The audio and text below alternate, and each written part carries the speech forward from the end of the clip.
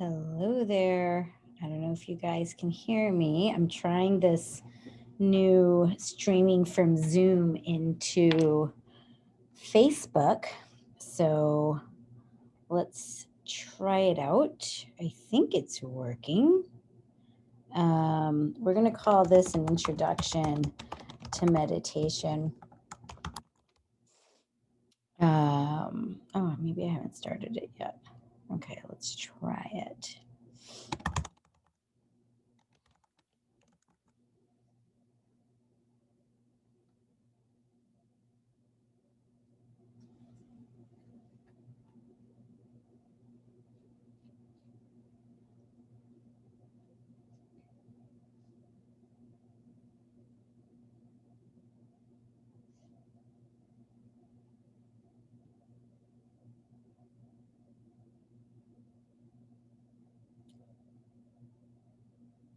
Hello.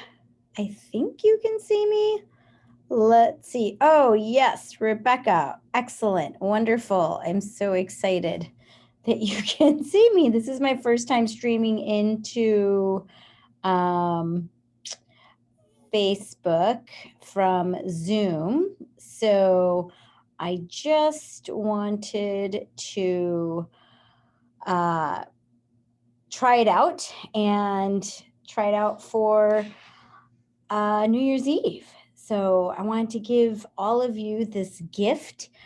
And there's so many of us here now. And even if you're not live, that's totally cool. And let me see. I can't see all of you. It looks like there's like 3 of you there. And you know what? Maybe if I can check on my phone. I can see your slides. Thank you, Rebecca. Okay, wait. I'm gonna make this quiet. Okay. All right. Awesome sauce. So very good. All right. I'm gonna start my video too. This is a lot. Hello. All right. Hello, everybody. Happy New Year. I hope all of you are going to get some reflection time. And I haven't done this before. So, give me a like, thumbs up, if this works out for you. And so I just want to spend a little bit of time on this New Year's Eve as we ring in the new year. To give you a little bit of an introduction to meditation, because I think all of us are here because that's what we're interested in. And then I'll guide you through a meditation as well. Okay. Awesome. So I'm going to just shut off my video just so there's a lot of things going on the Wi-Fi and I don't want to, complicate the lines. So I'm going to stop my video, but I'm going to still talk. So let's do this. So we're going to do an introduction to meditation. And who am I? This is a great question. So most of you may or may not know, I'm thinking you might know, I'm a board certified cardiologist, graduated from Upstate Medical University in 2003. I'm a Chopra Center Primordial Sound meditation teacher, and I'm also known to my husband as his wife. I am a mother, I'm a daughter, I'm a sister, I'm a friend. And in 2006 was when I married my dear husband. And in 2008, we had our first child, Ria, who we had to take off the ventilator when she was 4 days old. The doctor had used a vacuum on her head and it caused a huge bleed. And by the second day of life, she was brain dead. And so by day 4, we had to take her off. And it was, of course, devastating. We had 2 baby showers, a car seat in the car, ready to take her home. And I never thought in a million years that I wouldn't bring our baby home. And that whole experience pretty much catapulted me into my spiritual exploration and journey. Fast forward fast forward like 4 or 5 years, 6 years, and I was working full-time as a cardiologist. We had 2 more children. I was nursing, and I was trying to sleep train my older daughter, who's 2.5. And this is exactly how I looked. And I was extremely stressed. And my clinic manager came into my office one day and was just like, "Doc, what is going on with you? It looks like your brain is going a million miles a minute." And I was horrified and embarrassed, and I thought I had been keeping it together, although inside I knew I wasn't. And so that's when I discovered meditation. So let's get into a few points about meditation. So all of us have 60 to 80,000 thoughts per day coming that are in our brains. 90% of them are exactly the same thought. And of course, so many people have reached out to me, and this was my problem. It's like, how do I shut off my thoughts? How do I shut them off? How do I shut them off?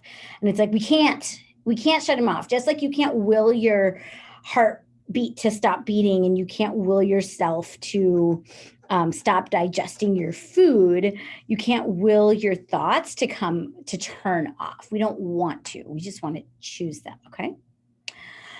And so when we're talking about meditation, what is it?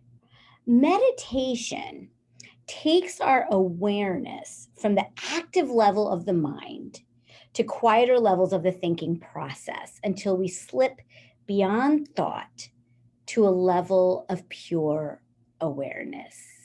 So what does that mean? So if you imagine an ocean or a big lake, I used to live on Lake Superior, and when the seas are really, really rough or the water's really rough, you can see like the choppy waves. But when you go all the way to the bottom of the ocean, it is still. And that's how our mind is too.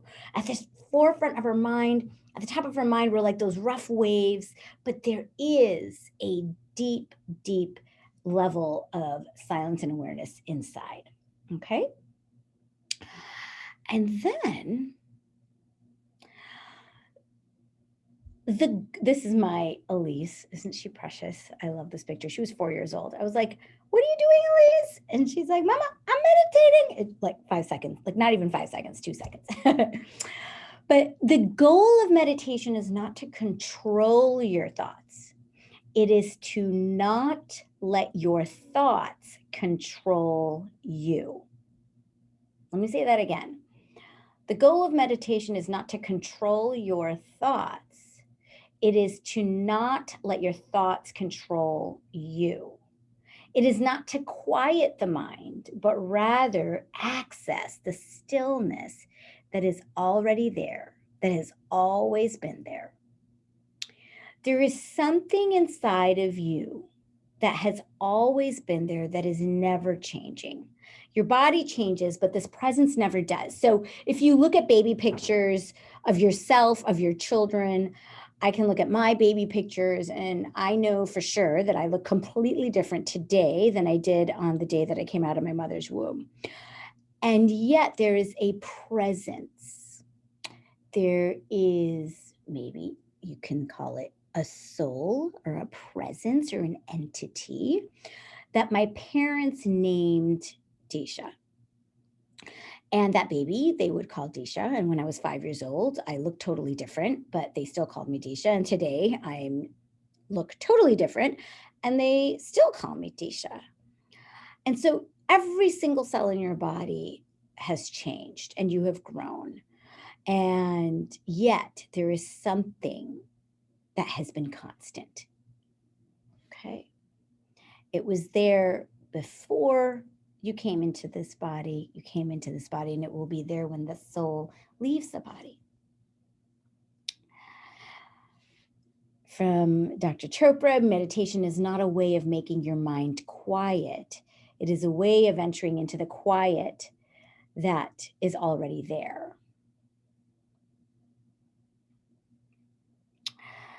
So stress, right? What is stress? Stress results from perceiving obstacles to the fulfillment of our needs and desires. What stressors are you experiencing now? Can you get on the chat? Anybody who's there? I see Rebecca there. Rebecca. Karen. I see Karen, I think. What stressors are you experiencing now? Anybody type in the chat a little bit? Anyone? I'm not sure if this is working right or not. If I don't see anything, I'll come up with some. So some of the stressors might be you just got, yes, illness. Oh, my love, Rebecca. And yes, that's exactly where I was going to. Yes, work stress, Karen. And so, yeah, you get diagnosed with, maybe COVID or maybe some GI issue. Maybe you just had a heart attack, or maybe the boss is really putting on the pressure to get stuff done, right? So when your body experiences stress, it responds aggressively to these perceived obstacles through the fight or flight response. And so what is that, right? The fight or flight response is actually a response that we really, really need and we were born with. And it's a survival instinct, right? And so it's when we were cave people and the tiger or elephant was chasing us in the jungle, we needed to survive. And so we either ran like hell or we tried to fight the animal that was chasing us. And so what happens? Your heart beats faster, your blood pressure rises, you consume more oxygen, expel more carbon dioxide, you sweat more, your pancreas releases more glucagon and less insulin, raising your blood sugar. You shunt blood from your digestive organs to your muscles. Your immune system becomes suppressed. Your platelets become stickier, right? Some people are like, why would your platelets become stickier? Your platelets become stickier. The theory is because your body is getting ready for wound healing. It knows it's going to get mauled or trampled or destroyed by whatever animal is running after you, trying to get you, right? And so your platelets become stickier and your adrenal glands pump out more adrenaline, noradrenaline, and cortisol. And so then what happens, right? So here's the thing. That response was meant to be on for a short period of time. But now we don't have, literal tigers chasing us. But we have work stress, we have illness, we have home stress, relationship stress with our spouse, with our children. Maybe you're in the sandwich generation like me and you're trying to take care of your parents and your children, right? Maybe the death of a child like I had, right? And so now we have this chronic stress response on for 365 days a year, decades at a time, right? And regular activation of this response in non-life-threatening situations weakens our health and leads and has led to our epidemic of chronic disease that we have today, including, but not limited to, hypertension, diabetes, heart attacks. The number of stress-induced cardiac heart attacks that I've seen this year is amazing. And of course, fear, depression, worry, stress, anxiety, panic, all of those things. So while we have that fight or flight response, right, we actually endogenously also have that antidote to stress inside of us, right? That's why this group is called Natural Antidotes to Stress. And that is called the restful awareness response. And when we meditate, we're able to turn on that restful awareness response. And scientifically, physiologically, we know this. When we turn this on, we produce more rejuvenating hormones, growth hormone, DHEA, our immune function improves, our breathing slows in a good way, our platelet function normalizes so our blood can flow better, our heart rate slows, our blood pressure normalizes, we consume less oxygen and expel less carbon dioxide, we sweat less, and we decrease the amount of cortisol and adrenaline that's floating through our blood. And so this is also, you can look at this, the activation of the sympathetic nervous system being the thing that is our fight or flight. And when we turn on our parasympathetic nervous system through meditation, positive and healing images, visualizations, breathing, progressive relaxation. That's turning on our parasympathetic nervous system. All right. So, what we're going to do today, this was a very short little introduction, but I wanted to give you this gift today. So, we're going to do a guided meditation, and I'm going to lead you through it, and I'm going to keep the time. And we're going to use a mantra. And the mantra we're going to use is So Hum. It doesn't really have a lot of meaning to it at all. It's just an anchor, okay? And a mantra means a vehicle for your mind.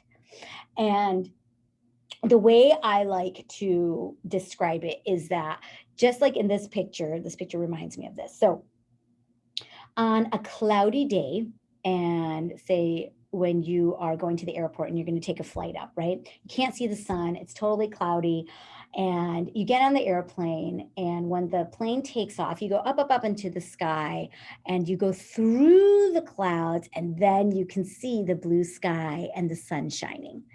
And so the sun is always shining even when you can't see it. And so our mantra helps us take our awareness from the activity and the active level of the mind down to access that stillness that is always there, that we just aren't really in tune with all the time. So the mantra helps us do that. Okay. And so let me see what this is. Oh, yes. Well, I'll finish up with that one. So how about whoever's here, go ahead and close your eyes. I'm going to watch the time and I'm going to guide you through this whole thing, okay? So close your eyes and take a few deep breaths. And I want you to take a deep breath into your heart and out of your heart. You can picture a nostril in each of your ventricles, and you can breathe into your heart. Breathe out of your heart.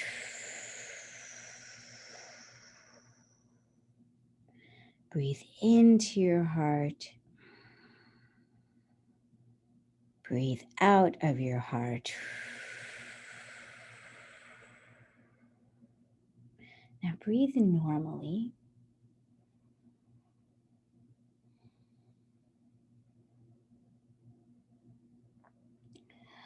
And now I want you to silently ask yourself the 4 soul questions. Question 1. Who am I? The answer, there is actually no answer to this question. Ask yourself, who am I? And just be. Be still. Who am I is not a sensation, an image, a feeling, or a thought. Who am I is your presence.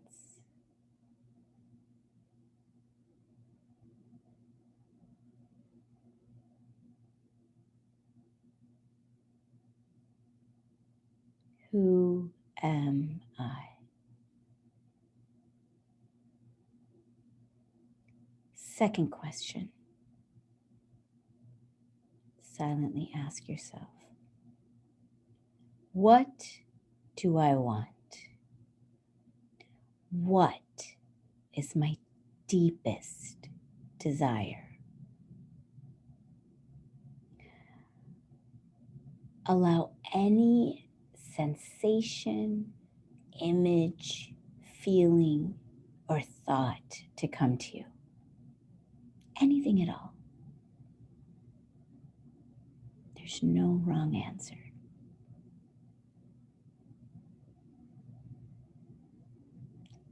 What do I want?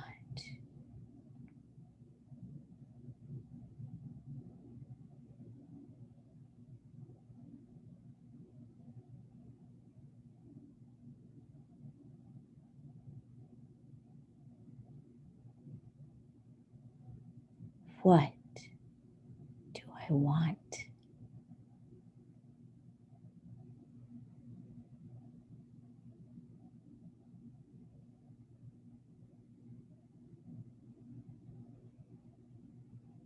Third question. What is my purpose? How can I serve myself and others? This is also a sensation, an image, a feeling, or a thought. Allow anything to come to you, anything at all.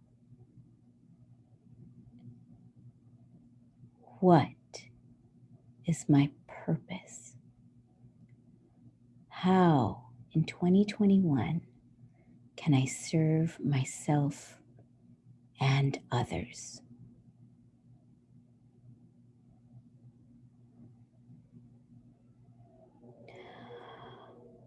Fourth question.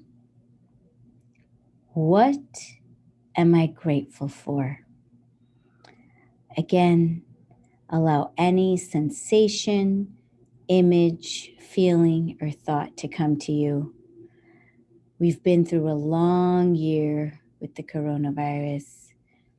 2020 was not what we expected it to be. And yet, we can be grateful for toothpaste, toilet paper, hand sanitizer, masks, our families. What is it for you? Silently ask yourself and let it come to you. What am I grateful for?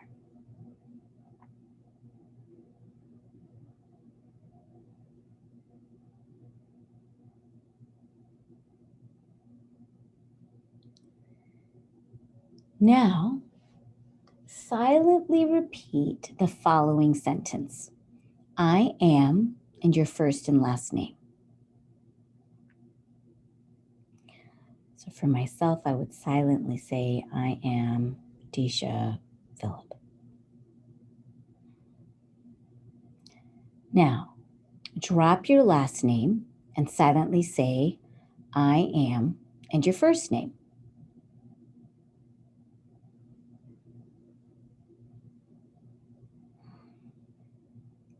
And now, drop your first name and silently repeat, I am, I am, I am, I am.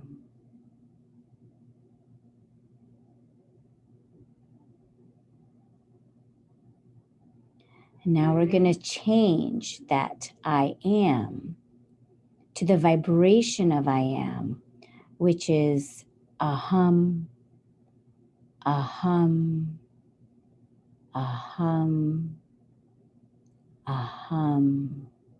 Silently repeat it.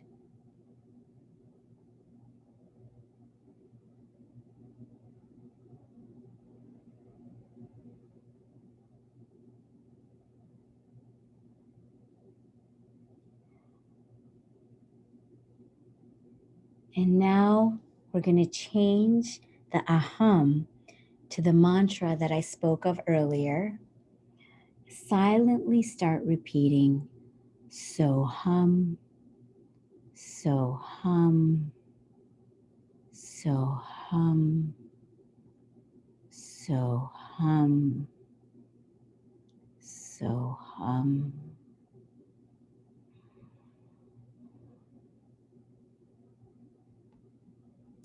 If you notice that your thoughts are drifting to other thoughts in your mind, just gently come back to the Soham effortlessly.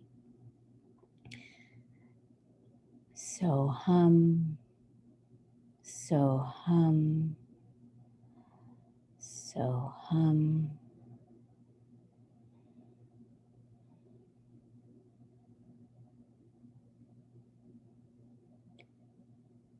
If you notice that your attention gets pulled by sounds in the environment or different sensations, or you get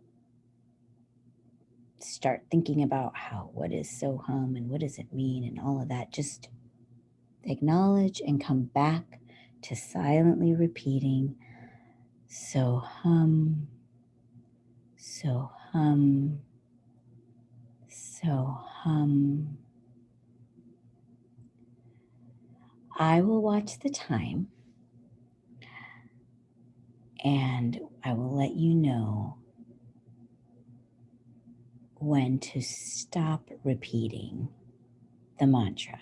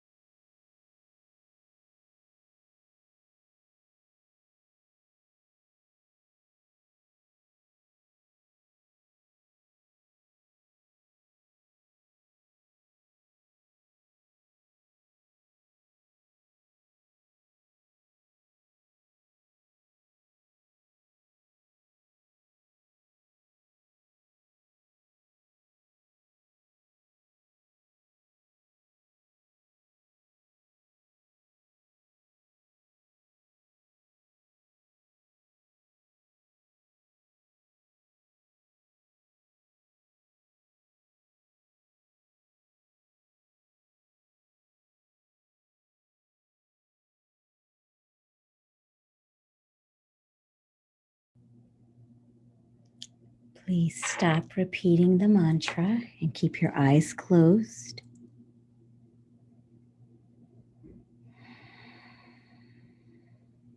And rest. Rest in existence.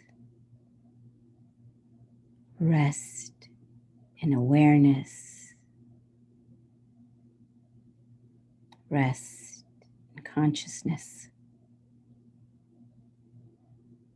Just rest.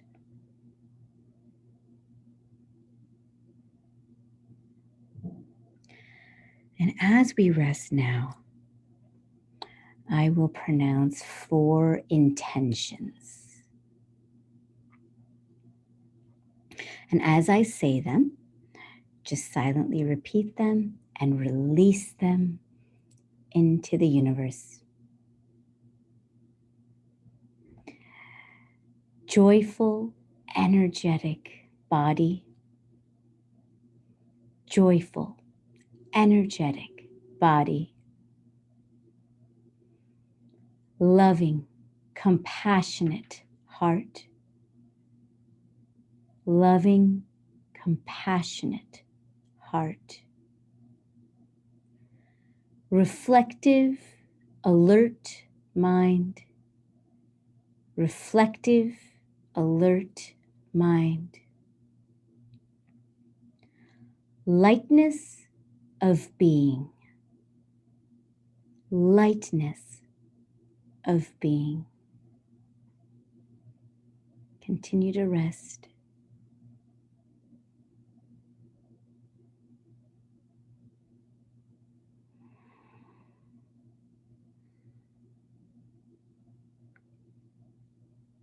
And when you're ready, you can wiggle your toes, your hands a little bit, and slowly open your eyes.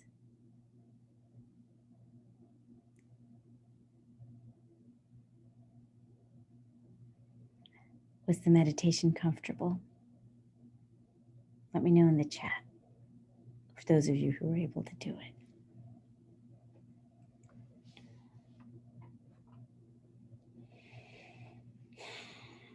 Hello, Glenda, Bev, Sandy. So, as we move into, good, thank you, Rebecca.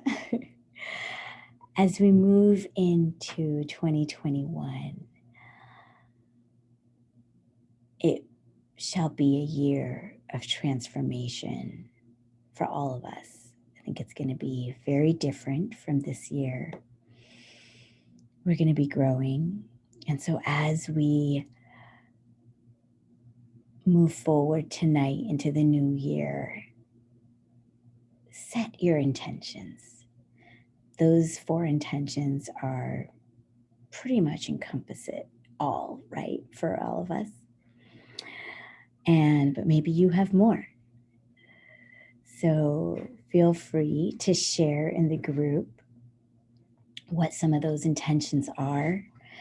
One of my real intentions is to kind of do this every week with you, so we can get into a pattern. And for those of you who are new to meditation, so we can start practicing together. Okay. And I love this quote: meditation helps you do less and accomplish more. And what does that mean? It's because when you're sitting there with your eyes closed, you're not really doing anything. And when we're so used to got to do this, got to do that, got to do this, got to do that, on the go, got to, right, are things to do, right? And you're just sitting there, you're like, what? I'm going to sit there with my eyes closed. Our eyes were closed in silence, just in case you guys were wondering, for 5 minutes, like the silence where I wasn't talking at all. 5. That was it. And I have a feeling this evening you might be a little re-energized. I know I already am. And just fills me up to be with all of you on this New Year's Eve. And oh my gosh, if I could, I would just, I want to give all of you. Oh, my little Nina said, Mommy, to the patients in the hospital, you tell them, I'm going to blow them kisses, and they're going to come and explode on their forehead, and then they'll heal up. And so for this heart-centered living group, I'm sending you blowing kisses, heart kisses, and they go into your forehead and you heal up, because health is our natural well-being. And we have a tremendous ability to heal our bodies if we give it the right input. And as we meditate and turn on that restful awareness response, we turn on our body's innate ability to heal itself. It's not going to hurt. And hey, if you fall asleep, it's all good, because all that means is that you needed to rest. Okay? And you needed it. Your body needed it. So I hope this served all of you. I really, really hope it did. And cheers to a new year. Happy, happy new year. And I can't wait to just be on this journey with all of you. Namaste. Love you all.